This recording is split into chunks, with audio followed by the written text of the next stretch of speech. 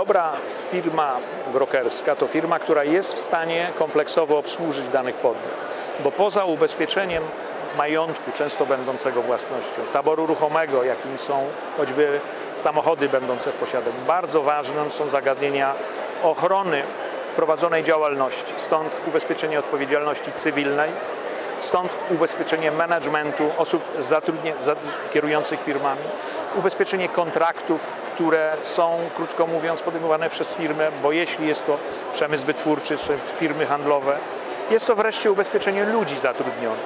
I w tym zakresie grupa Mentor jest w stanie stworzyć kompleksową usługę. Polega to na specjalistycznych działach bądź spółkach, czego przykładem jest Mentor Business and Travel, specjalizujący się właśnie w obszarach związanych z częścią turystyczną. Ale są specjaliści zajmujący się gwarancjami finansowymi, odpowiedzialnością cywilną, biuro ubezpieczeń medycznych, jest również biuro ubezpieczeń sportu, gdzie dla przykładu to są oferty dedykowane dla klubów, związków sportowych. My ściśle ze sobą współpracujemy. A wobec tego klient jest kompleksowo obsłużony poprzez dedykowaną grupę specjalistów. W głównej mierze koncentruje się grupa na działaniu na rynku polskim.